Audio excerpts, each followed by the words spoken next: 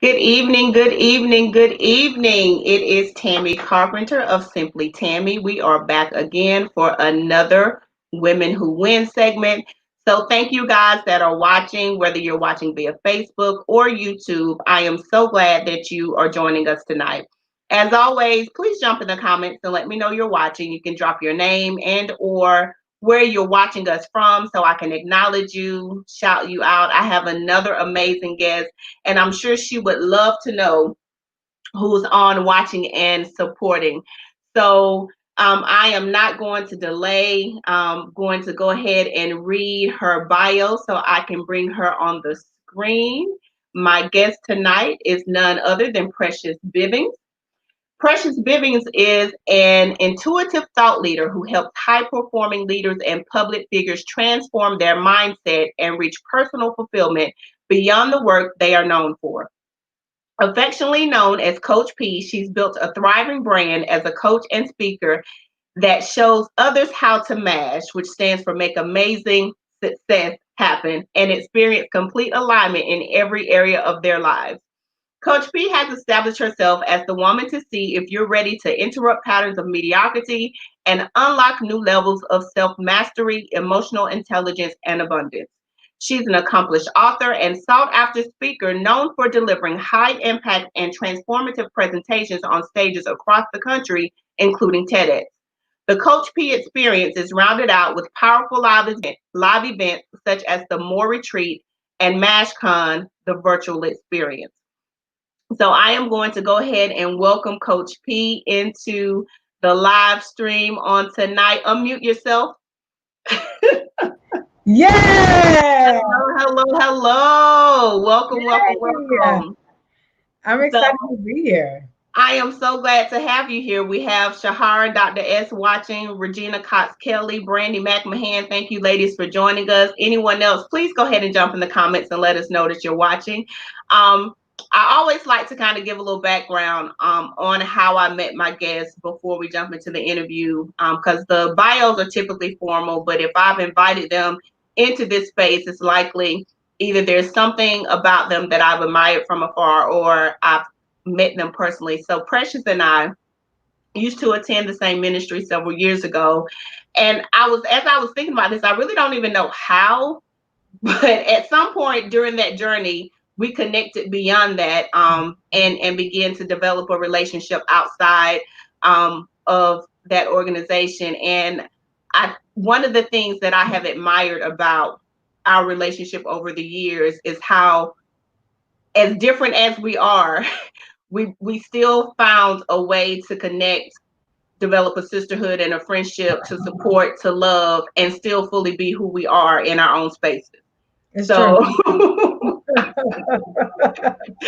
um just to hear you say that, you said that about us one time, that makes me laugh, but it really is true, because we are very different in many ways, but also have developed what I consider a beautiful relationship over the years. So I'm honored that you would say yes and join my platform on tonight.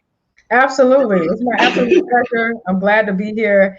And yeah, no, it's true that I believe that as different as we are, we definitely connected. But how we connected is because I chased you down, Tammy. Did Yes, I did. But what I loved about your personality, because Tammy is business in the front and business in the back, and so and so what I love about you is that you do your thing, right? And so I've always been who I am, Mm-hmm. and I've grown and became deeper and better and greater and expanded more. But I've always had my same personality. And Mm-hmm. whenever we were together, if we were taking a trip to go to another event for the church or whatever the case was, I always felt comfortable to be myself. Mm-hmm.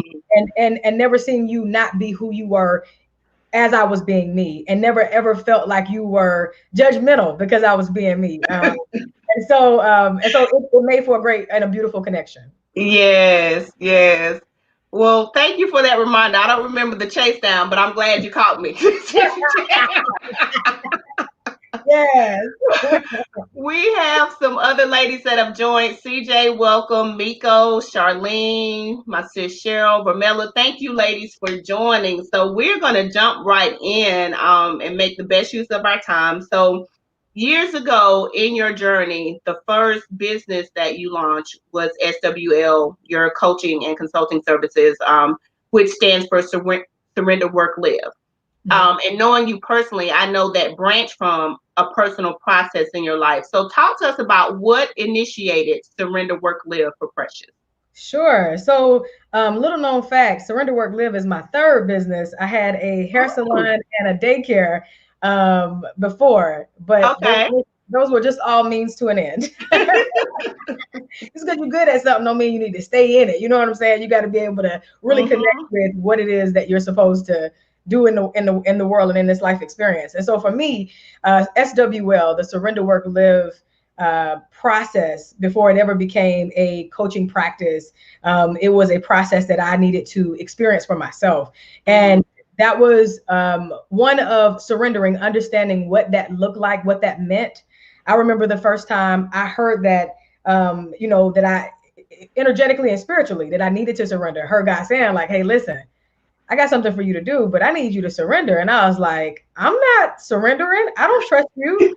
I don't trust what I see as what church is. I don't trust based Mm-hmm. on my life, based on the things that I've experienced in my childhood, the trauma that I've experienced. I don't trust you, God. So, I mean, we can go day to day, but fully surrendering to you is not an option for me." And that was a real conversation. Uh, Mm-hmm. that I had with God. And it was a very honest, also freeing conversation, because the response to that for me, what I heard was, you don't have to look like anybody else. You don't have to be anybody else. Surrender to this process. Surrender, trust this process. Um, Mm-hmm. and when I did, it changed my life. And so that surrender part, depending on the perspective that you're seeing it from, and also depending on the context that you use it in, could mean a few different things. For some people, surrendering looks like waving the white flag and giving into something that's out of alignment with what it is that they want to experience in their life. And for some people, it looks like yielding. It looks like allowing something to pass.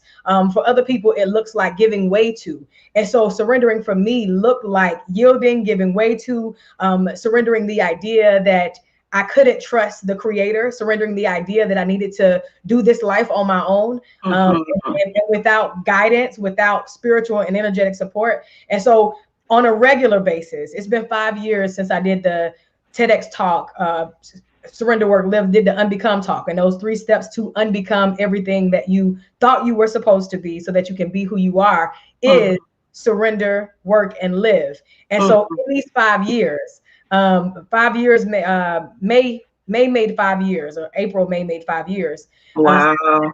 Talk. And during that, since that time, especially this year, has been a complete year of surrendering, Mm-hmm. on a deeper level, being able to surrender what I used to know, things that I thought I needed to do still, ways that aren't bad, good things, right? But that no longer serve, needing to Mm-hmm. surrender and let those go. And then the work part of it is being able to do whatever your work is. My work at the time was making sure that I had therapy, making sure that I went deeper and beyond the surface, making sure that I healed so that I could make way for forgiveness, making sure Mm-hmm. that I showed up in a space of doing the work of owning my stuff, taking full responsibility for the decisions, that I made and the quality of life that I was living at that time. And then Okay. the live part was really all about like taking the risk, like showing up in my full self, owning who I am, being proud of it, shining my light, and then shining brighter. And so that Yes. is a ongoing process, that I get to evolve in on a regular basis and share with my audience and clients as well. Yes, yes. The comments are already jumping in. Brandy was like, bam, just because you're good at something don't mean you stay in it. Dr. S said, yielding. Love that. My sis Cheryl said, and she's down in your neck of the woods. She's in Atlanta. She says, I Thank love her already, her transparency.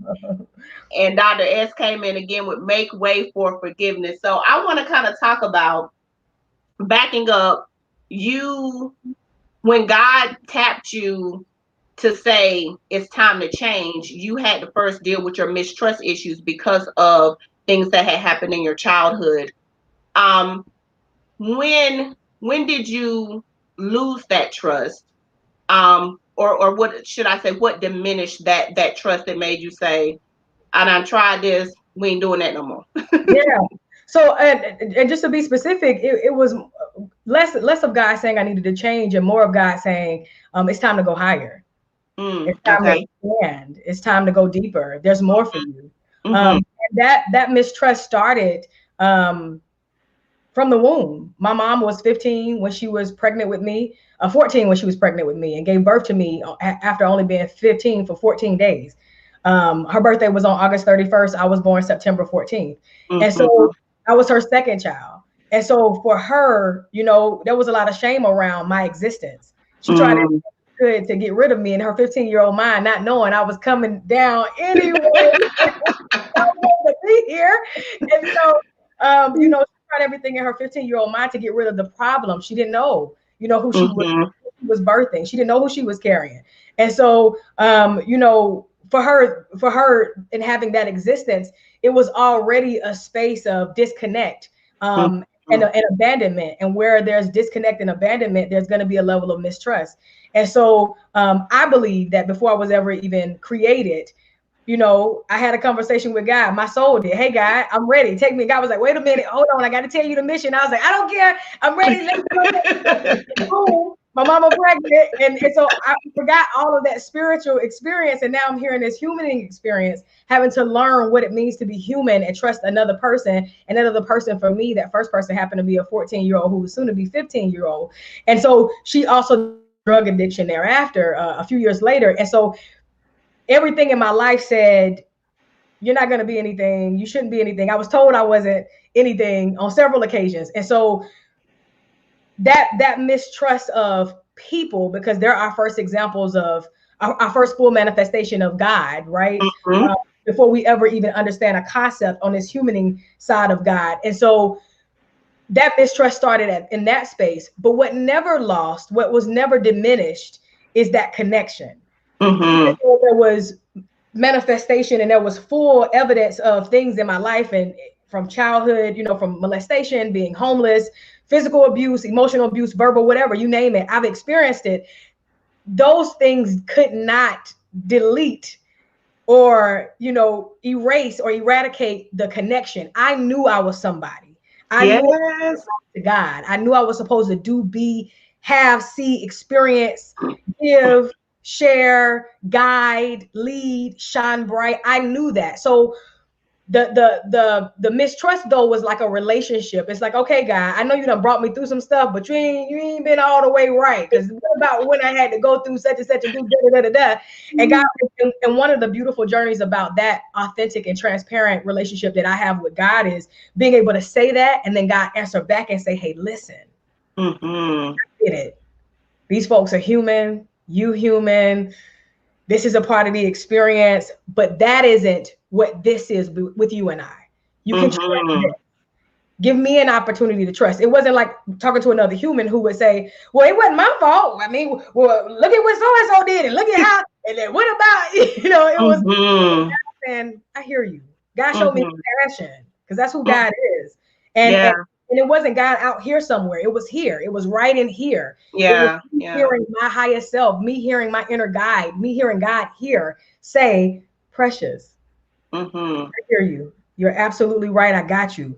But let me tell you something. If you trust this part of the journey, it's going Mm-hmm. to change the game for you. And so losing it, not ever feeling like you had it on a humaning level, but then knowing that there was a deeper connection always. There's nothing Mm-hmm. I can go through. There's nothing I can experience. There's nothing I can have happen to me or that I can do to myself that would ever separate me from that connection. Mm-hmm. Care about that, which is what gives me the confidence to show up at 100% of who I am, and then have a deeper understanding and level of trust in God in that space. That's beautiful. Thank you. So that I love the fact that even though life was throwing some things at you, even from a young age, and like you said, not even having the right teachers to develop into a young woman, and having struggles even as early as your adolescent and teen years, you still knew that there was a seed of greatness in you from within, that you were like, All this stuff, I don't know what it's contributing to, but I know I'm great. Absolutely. So how did becoming a mother change the game for you? Mm. Being a mom is consistently changing the game for me. One of the things that I can say for sure is that it has taught me unconditional love on a level I didn't even know was possible, on a level I'd never received. Being a mother made it very clear to me that I didn't come here to be daughtered. I came here to guide, to mother. And I wouldn't have gotten that experience had I not been a mother. I was expecting, even though, my mom was addicted to drugs for like 20 years. And so after she's coming up on a decade of being clean. And after she got clean, there was an assumption that, she's clean now. So she's going to be the mom I never had. Because when you're in your childhood, you fantasize and romanticize the relationships from a perspective of, if this wasn't in the way, it would be like this. And if this wasn't that, and that's not the truth. And so being able to show up in that space of recognizing, owning that, well, wait a minute. All this time I thought I was missing out on something that I never ever had to begin with. The truth is, I came here to guide. I came here to lead. I came here to usher. I came here to do these things from a very different perspective than I thought I was going to receive them in. Maybe in another lifetime I'll come and be daughter, but for me, it was about guiding. And so giving birth to Brittany didn't necessarily give me a sense of purpose, because I knew that I was purpose. But what it did do was it deepened my understanding of what love is and what unconditional love is. She gives that to me. Children are very forgiving. And so, there's no parent who's perfect. I'm no exception to that.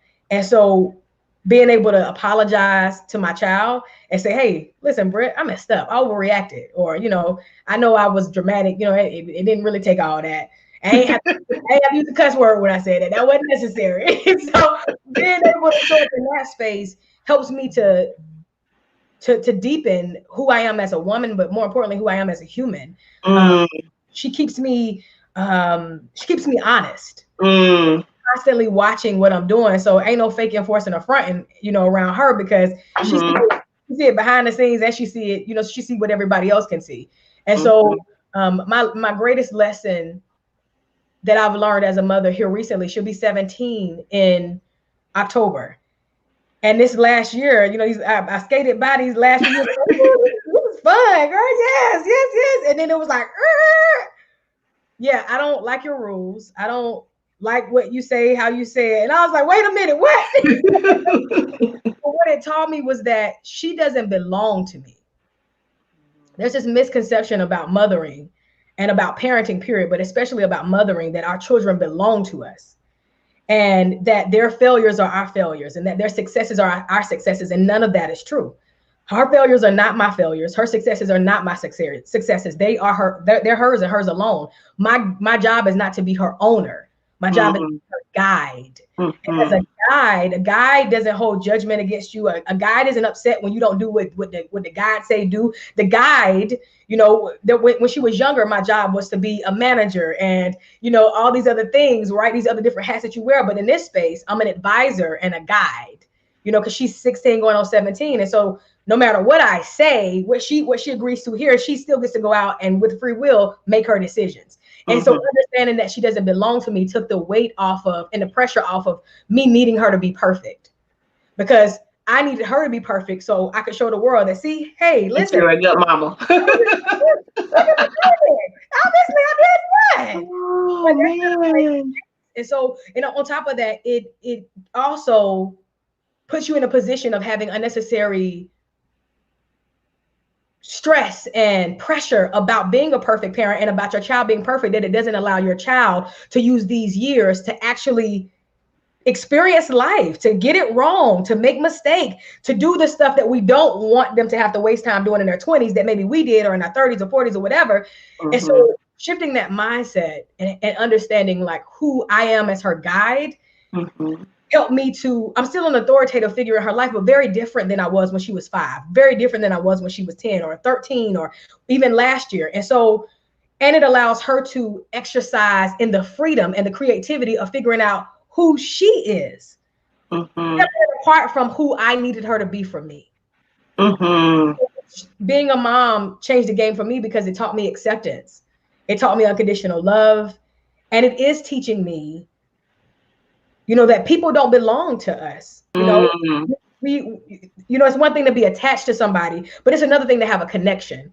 And I'd much rather have a connection with my daughter versus being attached, because to every attachment, you can find pain, you can find disappointment, you can find, when we're attached, we're holding on like this, but when we're connected, we're holding on like this. You better teach, Precious. So it's a different experience, and parenting from this side of it feels like, okay, versus feeling like, Yeah. what the, like, what's happening? What am I doing wrong? It being a distraction or being something that Mm. you have to fix or change or do different. This is just the experience. And I Yeah. that the same God that guided me is guiding her. I've been on my own since I was 14 years old, and I made it right here on Simply Tammy. I'm doing all right. You know what I'm saying? So she got a guide who has done the work, who is doing the work, who is consistently evolving. So she's gonna be all right. And if whatever her bumps and bruises and experiences are, good, bad, or indifferent, she got me always, even from even past death. And so Mm-hmm. she got God, more importantly, internally. So I feel really blessed and grateful that I have the experience of being a mom, because I don't know that I would have gotten this experience or these lessons in any other space. Mm.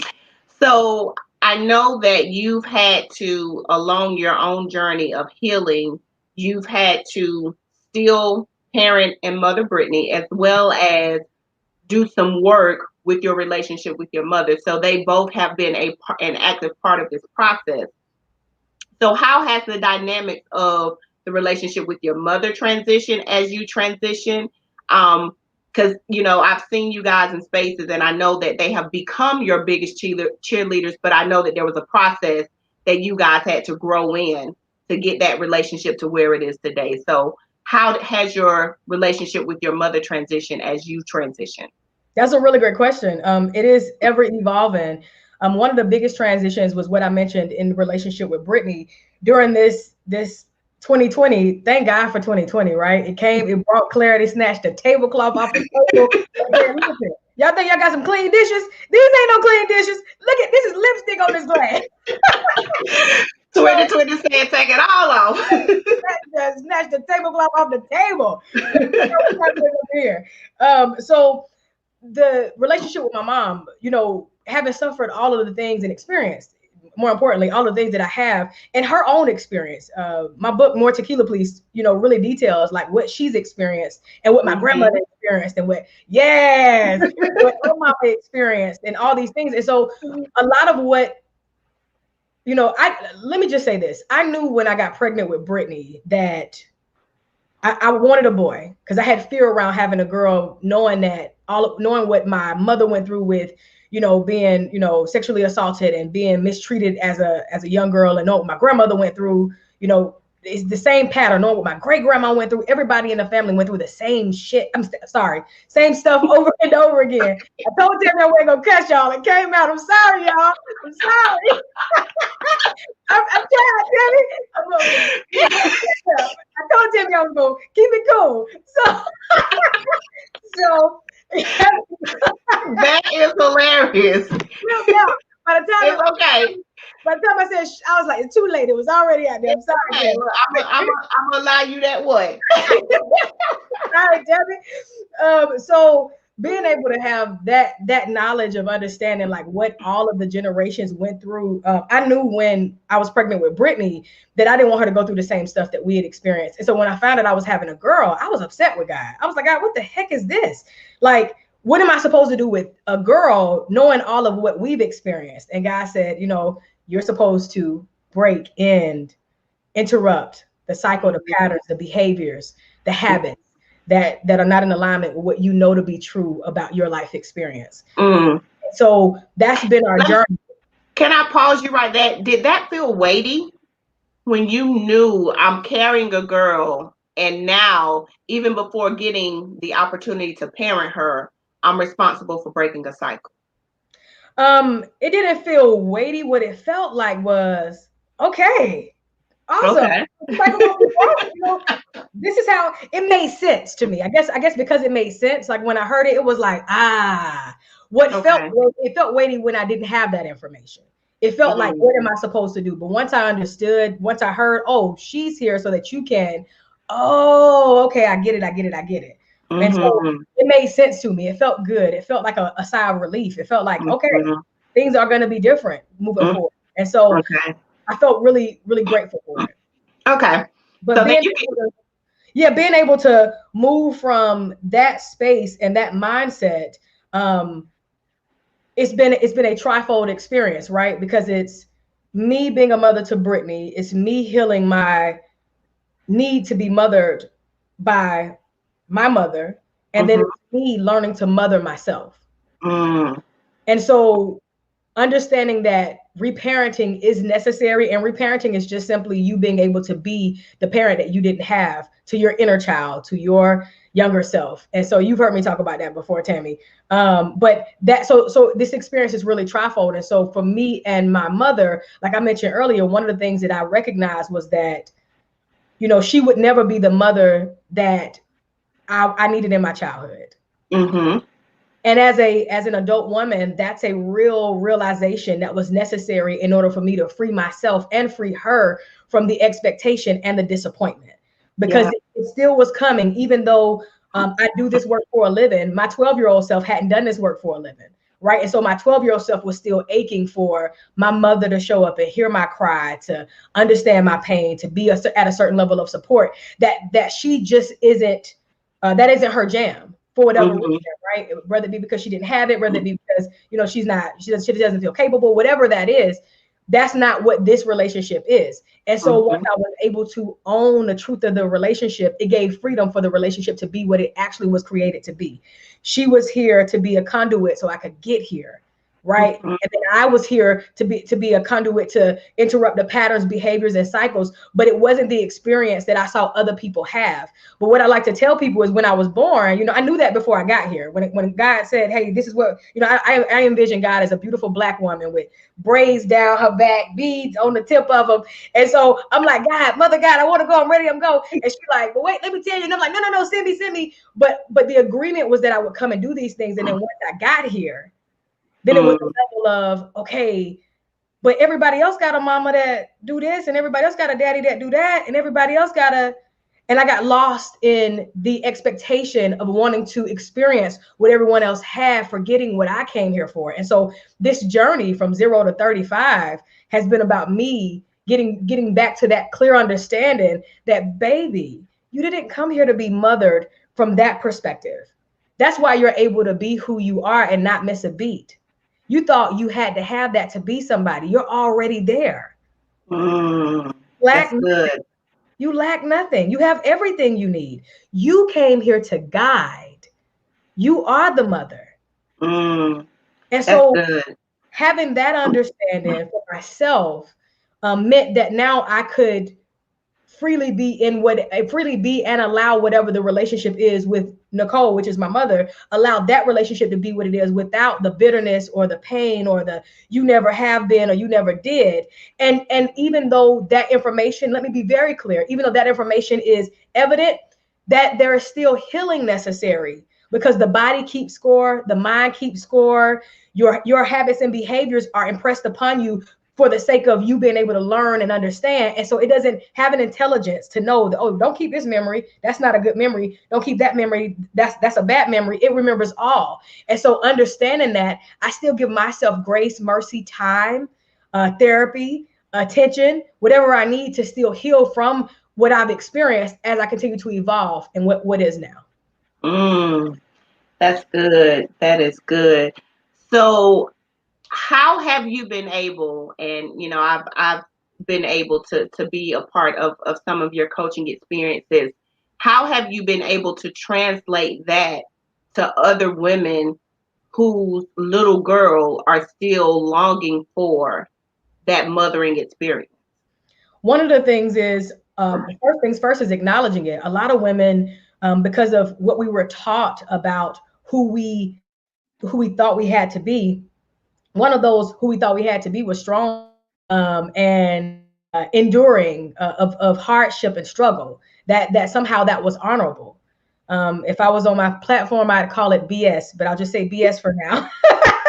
so Tammy don't kick me off on Simply Tammy. And so, but for me, that's complete BS because at the end of the day, um, believing that I have to suffer, or here's one, that God needed me to suffer so God could get the glory, or that I needed to somehow come through some kind of hardship so that God could bless, or so that this could happen. All of those things I consider complete BS because God is God.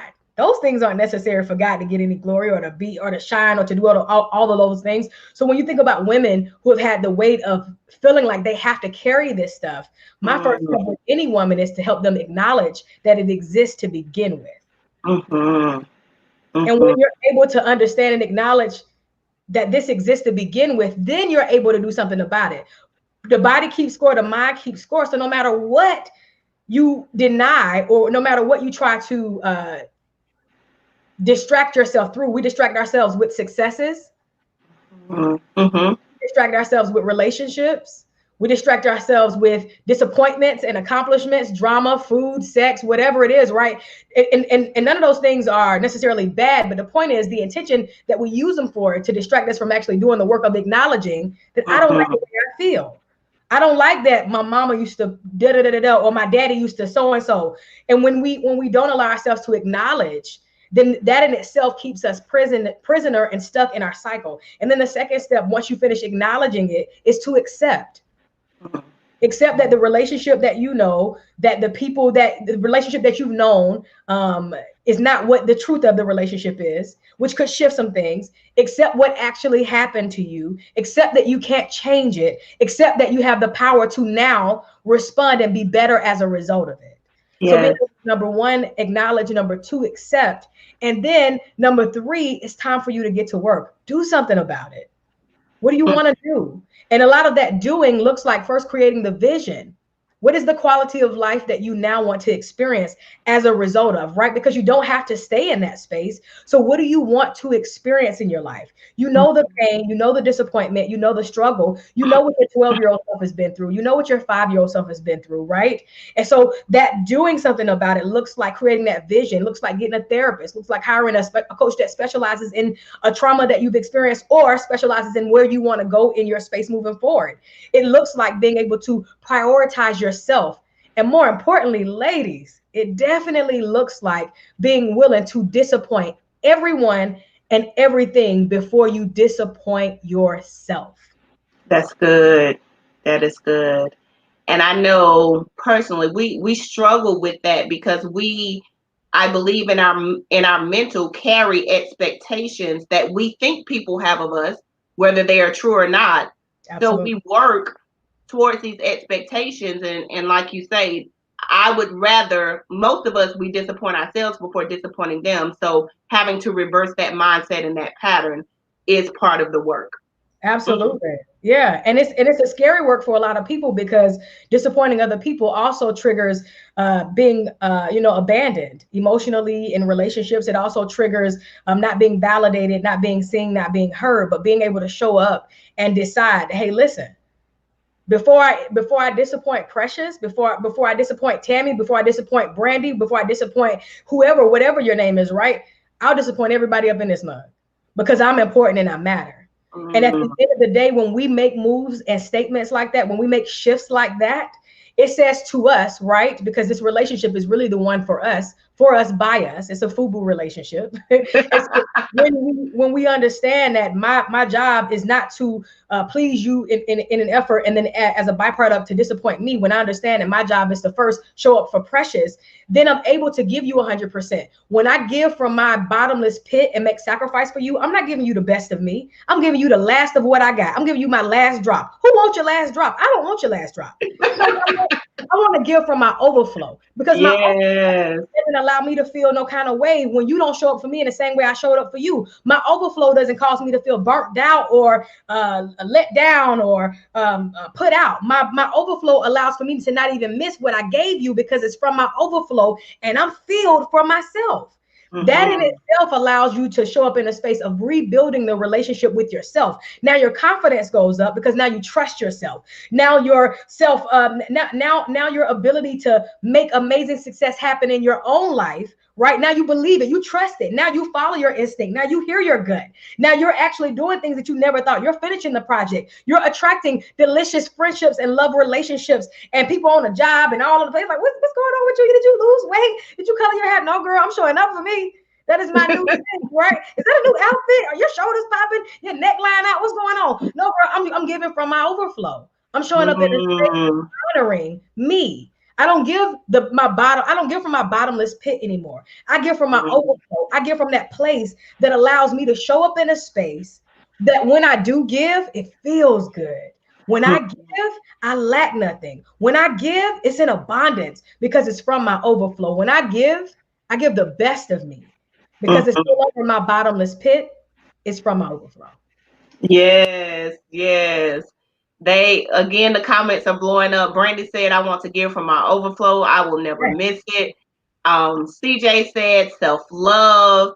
Shahar said, "This feels like a coaching session," and that makes me laugh, honey. Eric, you can go to lunch with Coach P and think you just Don't do hanging it, out for Tammy. some girl time. Don't do it, Tammy.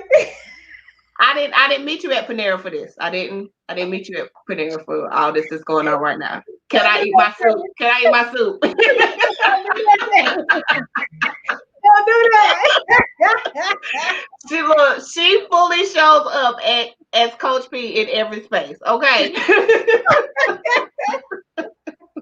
It's true. It's true. It's true. But I absolutely love it. You show up on 10 plus every time, and I definitely appreciate that about you. So since CJ mentioned self love, I know that has become a priority for you. So talk to us as women about how you prioritize that, and what do you recommend for other women to do. You've kind of segue into it a little bit about making sure you don't disappoint yourself, but Mhm. how does Coach P make sure her cup stays full? Man, that's a good question. It wasn't always like that. I too thought sacrifice was the honorable thing. I thought that was the way. Until I recognized that every time I sacrificed myself and I felt that anxiety of disappointment, that anxiety of being abandoned, not being validated, being left out, I recognized, wait a minute, I'm doing this wrong. And so my practice is definitely, on a regular basis, every day, unless I'm out of town or on vacation or I'm sleeping in, I'm up at 5. I'm pouring into myself through meditation. I do yoga, I do hot yoga. I have a personal trainer physically. I have a chef who helps prepare meals for me. Those are ways that I show myself self-love. As a intuitive, I'm consistently exchanging energy on a regular basis, which could be it's physically exhausting. And so one of the things I do for my recharge every month as a business owner, I'm a leader, the CEO of my own company. I manage and lead other people, and I'm a mom too. Not a lover yet, but I'm single and ready to mingle. These shows are baby. Yes. You came Um, ready. yeah, yeah, we're ready. Y'all already know what time it is. Your girl's ready. But um, being able to clip one of the things I've done, and this is definitely for all my entrepreneurs. And Tammy, you definitely know what this feels like. But when I first started my practice, years ago, like I thought I needed to cover every day of the week, Monday through Friday, and I need to be available for the weekends, and I need to hustle, and I need to grind, and I haven't hustled, grind, or worked hard in about almost 3 years now. That is not my life. I recognize that I am entitled to experience life, abundance, opportunity, resources easily, effortlessly, consistently, and in overflow. And so when my mindset shifted and recognized that I'm entitled to it, and entitlement simply means I have a right to. In its definition, it just means you have a right to. And we're all entitled to it. But when you grow up and you decide to stay in agreement with the mindset and the practice and the belief that says you got to grind, you got to hustle, you got to work hard, then so it shall be. And that's just not my life experience. So part of that self-love is creating a schedule that allows for me to show up in a space to give to myself. So the first 3 weeks of the month is for the people. Only on Tuesday through Thursday, though. Monday and Friday is for me, and all weekends unless I'm speaking on the stage. The last week of every month, which is a very new practice that I started, because it started with just being my Monday and my Fridays. But Mm-hmm. now the last week of every single month, because I do have the freedom to create my own schedule, is completely and utterly for Precious's personal development. Nothing else happens on the last week of every single month. And so that might look like me traveling to a small retreat. This past at the end of August, I came to Greenville and spent a week. And so it looks like me being able to pour back into myself what I've poured out. And not just poured out, but what I've exchanged, because it's never ever at a loss. But what I've exchanged through those 3 weeks, giving back to myself that last week, and that's been one of the most valuable self-love actions that I've taken, with the freedom of my schedule. Yes, And, yes. and another is my other secret weapon is therapy. I am a coach who has therapy like style as I coach. And so I absolutely believe in therapists. I love therapists. I love coaches who know what they're doing. But I absolutely, and I love therapists who know what they're doing, because it's not just a coaching thing. Like, right, you can get a therapist who don't know what they're doing, or who may not be a good fit for you. And there's doctors like that. There's churches. I mean, it's whatever, right? It's in every genre. And so when it comes to therapy and coaching, I'm very specific, because this is the industry that I live, eat, and sleep in. And so I have a beautiful Black woman therapist. I've had a white therapist. I've had other therapists. And the reason why I mentioned a beautiful Black therapist is, one, because I'm proud to see so many more women showing up in that space, women and men. But also, there's something very special about having my therapist, who was white. She was a great therapist. I love her. She's amazing. But there's something very unique and special about having a beautiful Black woman as a therapist who can see you past what is sitting in front of her, because she is you on so many levels. And so Mm-hmm. um, that is also one of my secret weapons. Yeah, yeah, I have quite a few of my guests have mentioned that, and it is very necessary. Those that exchange, pour out, need to be poured back into. So that is beautiful. That's a priority for you. Mm-hmm. So look, we 45 minutes in, so we about to try to round this corner. Are we 40? It's been 45 minutes already. It is $9:15, darling. Wow. Okay. All right. Let's get serious, Tammy. Let's get down to business. Look, it's time to get down to business now. So, looking over so you are turning 36 in a few weeks. You said the last 35 years. Oh Yes. my goodness, I've known you for quite some time. You have. Um, what if you had to name something that was the biggest challenge along your journey? Even though we know that it worked for your good to make you into the beautiful specimen that's sitting in front of us today, what would you say was the biggest challenge along your journey? Mm. I would say the biggest challenge, obstacle, lesson, all of that was accepting that I didn't come here to be mothered. That was hard for me. Mm-hmm. I've been on my own since I was 14, and really, the disconnection was made early on between me and my mother. Um, Mm-hmm. Even after the wound, there were things that happened that caused a separation, and I wasn't accepted in my mother's family. I was, but I wasn't. And so I've always felt alone. And I always thought as a little kid that, if this thing happened, then I would at least have my mom. And so that mothering journey has been the biggest lesson, level of expansion, challenge, obstacle. Um, and it's also been my greatest lesson. It's making me emotional to talk about it now. It's my greatest blessing, because it brought me back to myself. Mm-hmm. I, had, That's I hadn't beautiful. seen me, I hadn't fully seen who I was before recognizing that I didn't come here to be daughtered.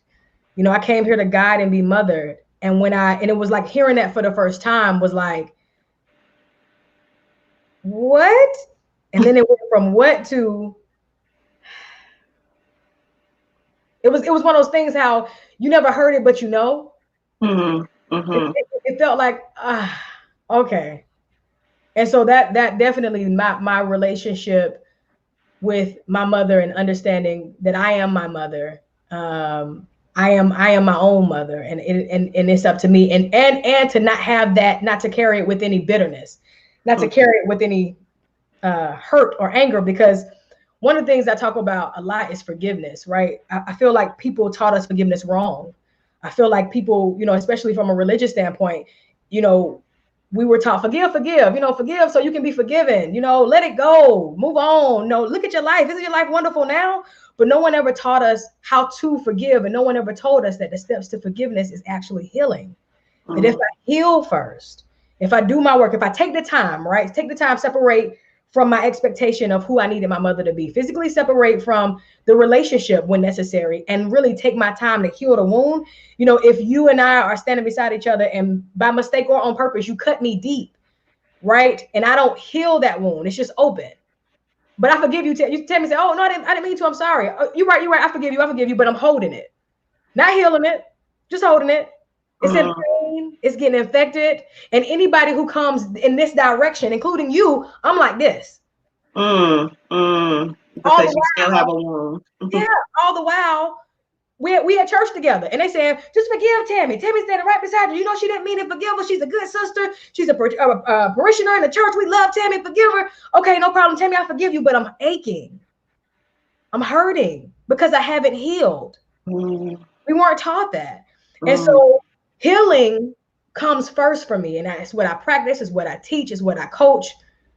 I literally say, forget forgiveness. Take forgiveness off the table. Don't even think about forgiving anybody. And a lot of times that translates, based on training, it translates to, oh, so you want me to still be mad? I don't want to still feel bad, because now we've used forgiveness as a band-aid mm, to a mm, wound that's gushing blood. You treating everybody like crap. Your marriage is in the toilet. You don't have friendships, and if you do, you don't trust them, or you are the friend that can't be trusted. You're angry at your job. You're miserable. You suck, and life sucks for you, all because you're hurting. But you in church, or you wherever you at, with your hands raised, crying out, waiting on God, which is all a whole nother BS. When really you deserve to heal your wound. So when you do see Tammy, it's all love. And when Tammy come to hug you, you're not like this, because by the time you come hug me, you like, hey, precious, I also want to tell you again, I'm sorry for what I did. What'd you do? What happened? Now I'm like, what you do? What happened? Because I don't have the pain of what happened. It's easy. mm, It's easy to see you and hug you and kiss you on the cheek when I don't have the pain reminding me of what you did. There's no room for me to forgive if I don't have space to heal. mm. That's good. That's So good. that journey for me and my mother has been about me honoring myself and allowing myself space, time, effort, energy, whatever that means, to heal. And what I've been able to do as I've gotten older and even more emotionally, energetically, and spiritually mature, is I've been able to communicate, hey, listen, I need a minute. Give me a couple of weeks. Some stuff came up for me that you said, and I know what you meant, but I'm still healing. So give me a minute. I'm gonna call you back when I'm ready. And she respects that, because I've been able to communicate that, because that's what's necessary for me. And it also inspired her to handle her relationship with her mother differently. So I have very clear boundaries around what I need, because again, I will disappoint you every time before Mm, every single time. I will disappoint my daughter every time before I disappoint me. And this is not from a narcissistic, selfish space, because that's quite extreme, right? But we're talking about from a, this is a boundary, and if I don't move in this space, it takes me out of alignment mhm. with who I get to be for me. And if you love me, you wouldn't want me to make that sacrifice. Right, right, right. You have to show up whole, Absolutely. and in disappointing other people, and prioritizing yourself, as you said, gives you the opportunity to show up whole. Absolutely. Which in the end, that's who they need anyway. They Ab- they need they need the whole precious. So, last serious question, um,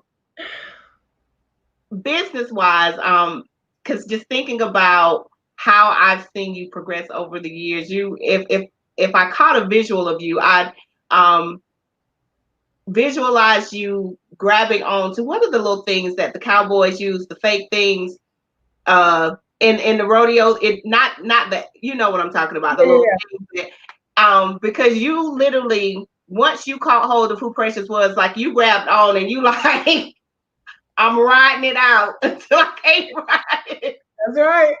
no more. So as far as your business development over the years, what has been the biggest game changer for your business? Because you launched SWL 5, 6 years ago, and everything looks different. Yeah, yeah, yeah. Everything, including me. Yeah, yeah. The biggest game changer was meeting Precious, owning who she Mhm, was, owning who I am at 100%. And you met me in 2011, 2012, when I was, at the very start. That was the start of God, I don't trust you. That's how I found the church that we both went to, because it was like, hey, listen, if I'm gonna mhm, go somewhere, I got to be somewhere where people are actually teaching and doing some stuff. I can't be wasting time, because I knew what I needed. And so mhm, meeting myself has been the biggest game changer in my personal and professional life. um, mhm, when you see me on here, you see me in the streets, you see me at a retreat I'm hosting, you see me on a stage. I get to be me 100% of the time. mhm, I have to fake force or front no matter where I am. mhm. In respect to the fact that I typically use more profanity than I'm using today, that's just out of respect, right? Because I love you and I love your audience, and I know that that's not your jam, and I'm okay with that, right? But ultimately, like, I get to be myself 100% of the time. I know how much of a luxury that could look and feel like for a lot of people, because they don't feel that they can, and Mhm. that has allowed my business to to expand beyond what I could act, think, or dream of. Because what happens is, when we show up in any space, being who we think people need us to be, we attract the people who think you somebody else, because you being who they think you need them to be. That's the truth. You never get the people that you really supposed to have, because you're not being yourself. So whoever you really supposed to have can't find you, because you don't look like you don't talk like you don't move like you. Your energetic vibration isn't a match. And so I remember early on when I walked into this space of personal development and coaching. And I've always done this. This is who I've been since I was 5 years old. Adults have always been attracted to me. I'm 5, and there may be a 12-year-old, or if I'm 10, there may be a 20-something-year-old. Like, it's always been that way. Mhm. And so I've been doing this for 35 years. But um, being able to walk into an industry that already had its own rules. Coaching was very conservative when I walked in the door. There wasn't, people doing their own thing. Definitely wasn't using profanity or saying whatever they wanted to say, how they wanted to say it. And I had already told God, I already had a conversation with God and said, God, if I'm gonna show up, I gotta show up as me. Otherwise, I don't want to do it. And God was like, do your thug thizzle. Don't want the exact words, but y'all see how it turned out. And so it gave me an opportunity to really show up in a space of knowing that I, precious, unique, Mhm. important, my preference matters, because my preference calls out to the people who are attracted to me. They don't have to look like me. They don't have to talk like me, sound like me. But what I say, how I say it, in the authenticity of what I say, allows for them to find me, because they know what Mhm. they're looking for. They know what they need and what they want to experience. And so for me, that changed the game in my business, my authenticity, my personal development. It helped me to become emotionally mature, and then learning the business of the business, and being able to show up and recognize, thank you God for this reminder, recognize that it's safe for me to be powerful. Mhm. That Mhm. was the game changer. And that happened last year, right before I turned 35. I had done so many amazing things up to that point, but the shift, I mean, somebody said, yeah, I know Precious, and they hadn't seen me in 30 days. They don't know me. They don't. No way you know me. There's absolutely no way you know me, and it's not yet. There's no way you know me. I am ever evolving, ever going Yes. higher, and recognizing that it's safe for me to be powerful. Once I heard that, once I got that, I was like, oh, game over. It is, I'm showing up 100%. I'm showing up being me at 1000%. There is no excuse that will do. There's nothing that I've been through or anything that I've heard or said or done that will allow me to show up less than who I am. Because anytime, right? This is what I believe without fail, is that when we think about sins, we think about, fornication or gossip or stealing or killing or all those things. Anytime somebody's stealing, killing, cheating, doing anything that's considered a sin, it's because they're out of alignment with their highest self. So anytime I show up less than me, that's the sin. I'm out of alignment with my highest self. And when I show up less than my highest self, there's no way for me to feel safe and power because I'm not showing up as me. But when I recognize that it's safe for me to be powerful, not only is it safe, it's necessary for me to show up in all of my glory, that it's a sin to dim my light. When I walk in a room and you seem uncomfortable because I'm present, that's your problem. Because I'd be sinning to be anything less than who I am, because of who I am and how bright my light is makes you want to catch shade. That's your problem. That's some stuff you got to go work out. But as for me and mine, I'm going to show up at 100% because otherwise I'm out of alignment with my highest self. I ain't gonna ask you not another question because we'll Don't do me like that, Tammy. honey, that's safe to be powerful. That was the game changer. Yes. That definitely the game changer. And I can vouch. I saw you earlier this year, and 2020 before it's over, you already done planning another transformation on us. So I know. Yes, ever evolving. Yes, I love it. I love it. So talk to us about, you have an huge event coming up next week. Yes. Tell us about it, and after you tell us about it, I'm going to bring the flyer up on the screen, but I want you to kind of let us know what we're going to be looking at when I present this flyer. Absolutely. So next week, my very first baby, before COVID, we had been planning for about a year and a half for my very first personal development mindset conference for us by us called MASHCon. MASHCon stands for Making Amazing Happen, but also interchangeably Making Amazing Success Happen.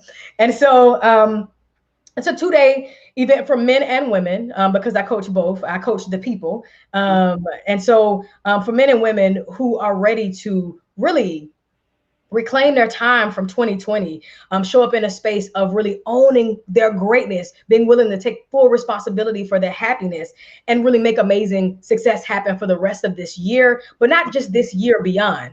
2020 came and it surprised all of us. We had no idea what was coming. But one thing is for certain, this year has been, for me, one of the best, most important years of my entire lifetime. And so now understanding that we have a quarter left in a year, right? We have a little over a quarter, about a quarter and 3 weeks left. It's important for you not to cancel 2020 because of what's going on the outside world and or what's going on in your world, and being able to have an opportunity not to take that same old person, that same old habit, behavior, thing with you into this next year means that you have an opportunity to sit down, get clear, hear from experts and speakers who have made and experienced great amounts of success in their professional life, and also had to do the work to marry and mirror that same success in their personal life, are going to be at MASHCon on September 11th and 12th, sharing the stage virtually. And this is a virtual event because of COVID. Of course, we pivoted, and no excuse will do. In this space of still making amazing success happen, so that we can make the rest of this year the best of this year. And so that is what MASHCon is. Cool. I'm gonna bring up the flyer if you want to kind of maybe point out two or three of the guests for us as I bring it up. Yeah. So at MASHCon, we have the amazing, when I think about this person, I think about just excellence. Our MC is Crystal Tennille Irby. She's of the podcast Them Black Mamas. And so I typically MC other people's events just because of all this energy that y'all get. But I got an amazing MC who's going to be coming. The amazing, funny, beautiful Kim Coles from Living Single. She's going to be one of our speakers at MashCon, and she's super duper excited about it. We have Dr. Caroline Caldwell, who is of Greenville, South Carolina, who's an amazing change agent who's coming to grace the stage. She's going to be talking about how to recover after the divorce, after the breakup, after the relationship ends, how to create your delicious life experience. We have Deja and Jill Bostic. They're also out of Greenville, South Carolina. We representing, and they are talking about leadership and love. Jill, who was the mayor pro tem for Greenville, and is just a powerful woman all the way around, is married to an equally powerful man. And so they're going to be talking about how to move, live, and breathe deliciously in that type of relationship dynamic, and also how they got to each other. April Franks, who was a coach, the coach, who in terms of business coaching, was one of the people that I had the pleasure of partnering with, and she's coming to talk about how to create divine abundance. And then we got our VIP day that happens on that Thursday. We're going to be, of course, graced with the presence of the amazing Santia Smith, who is a licensed therapist. She's an intuitive, she's a healer, and she's an all-around amazing leader who's going to be helping you create your next vision for 2020. Because for me, I look at the year, I break it up in quarters, and every quarter is its own year. And so in my mind, September is the last month of this year until we go into this next year, right? And so that next year includes October, November, December. And so when you think about your year in 4 years, one, it helps you get a whole bunch more stuff accomplished. You recognize you don't have the time that you think you do. But the other part to it is that for us in 2020, it's really a good opportunity for us to decide that, listen, I'm not canceling 2020. I'm not throwing it away. I'm not waiting for 2021 to come. I'm going to press the gas. I'm going to do the work. So when I step up in 2021, yes, I am whole and complete. And also here's what I like to add too, Tammy. This year, this is the beginning of a decade. This year is setting the tone. So even though it's been difficult, it's been hard to watch, it's been for some people hard to experience, one thing you must recognize is that whatever you do in this year gives you the momentum or not to really go higher, better, greater, deeper for the next 9 years. And so if this year is setting the tone for the next 9 years, game on. I'm with you. Yes. So, yeah, that is it. So I know on the flyer, I think the website for registration, which is still open, is it MashCon ATL? At mashconatl.com. Yes. Okay. So if you are listening in, when does registration close? So registration closes on September 8th. Okay. So September 8th, registration will end, but it's mashconatl.com, and tickets are on sale right now. VIP is sold out. We sold out of VIP a couple of days ago, but the general admission experience is that Friday and Saturday, and the conference is virtual. So no matter where you are, you can be there. And of course, you have an opportunity to register for only $97 for the entire weekend. My mission, my focus is to make sure as many people as possible get an opportunity to hear from people who have actually done the work, get the tools, get the tips, the rituals, the know-hows, so you can apply it immediately and then make that shift for yourself. And no excuse will do. Yes, amazing. So I know you have several books out and some new products coming. So you mentioned more tequila, please, and I still have it here. So this is an amazing. If you want to dive a little bit deeper into Precious's story, More Tequila, Please, is the book for that. So you recently put out the MashCon journal, right? Yeah. So we have the Mash Mindset Journal, which gives Mindset Journal. Yes, which gives you 2 opportunities day and night to have a mindset shift. So the morning mindset session is an opportunity for you to show up in a space of really declaring, right? Just affirming what you believe, because I believe affirmations don't work unless you affirm what you're believing. And so the morning session is really about you getting clear about what it is you expect from your day, what the steps that you want to take in order to accomplish that said experience for the day. And then at night, you have an opportunity to relax and release. What I call it is an emotional bath. So that nighttime session allows for you to take off the day. You've gotten in the shower, you at your bed, you got your pen, you got your highlighter, and you're kicking it off with, how was your day? Was it amazing? Was it good? Did it suck? Be honest. Acknowledge what it was for you. And now, what are you grateful for? What are you looking forward to? What are you ready to let go of? What are you ready to release so that you can go to bed that night clean and clear, waking up in the morning with your mindset session, ready to go out the door and make amazing success happen. Yes, and that's available on Amazon, correct? Yes, all of them are available on Amazon. If you type in Precious Bivings, all the books come up. Okay, good deal. So, um, tell people how they can connect with you, how they can follow you beyond this. I know you are very active on social media and you drop nuggets like this on the regular in your community. So let people know how they can connect with Coach P beyond tonight. Absolutely. Thank you, Tammy. So in the MASH Collective, if you go on Facebook, it's just the MASH Collective. Join us every Monday, Wednesday, Friday. I go live, like Tammy said, with all this energy and a lot more extra. Also, we have challenges. We had a 14-day manifestation challenge. We had a healing your mother wound challenge. We did a Father's Day healing your father wound challenge. We just recently did a 7-day MASH mindset journal challenge so that you can keep that small promise to yourself and actually build your confidence. So that's the first place I want you to find me. I'm on Instagram at Hello Coach P. So it's just like saying hello, HELLO Coach P. And then of course, preciousbivens.com. You can find me there as well. And so I'm everywhere. You can't miss me. Come find me. Absolutely, absolutely. So this has been a beautiful, amazing, delicious experience. See how you Yes.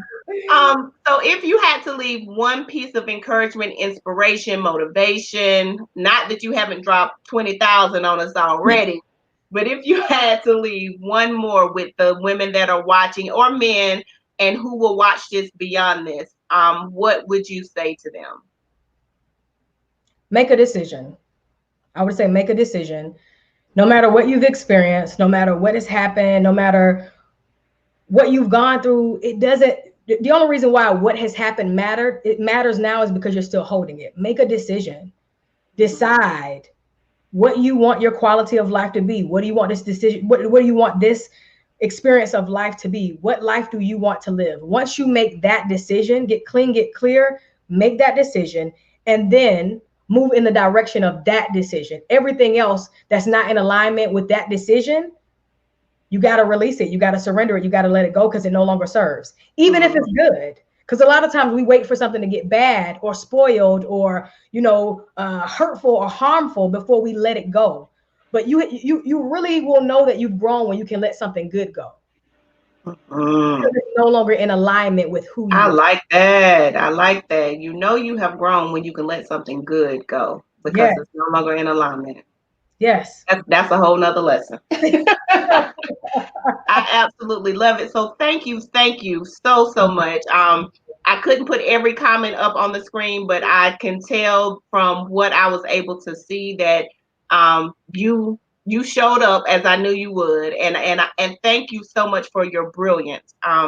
Truly honored to know you. Truly honored to be in relationship with you. So, and just to be able to watch the transformation in progress, because I know there's more. Just knowing you, I know there's more. So I'm glad to be one of those people in your corner rooting it on. Like, yes, that's my girl. Go. Yes. Yes. I'm grateful to have Absolutely love it. Absolutely love it. So thank you guys again for watching. Thank you guys for your comments. If you happen to catch the replay and you know hear something you want to comment, please continue to comment. I go back and look at them.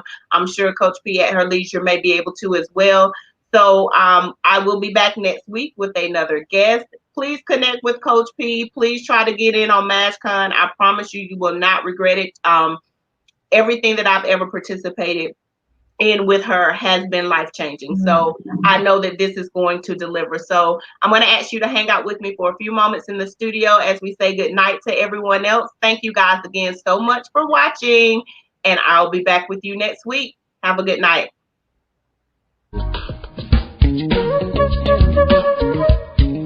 Thank you.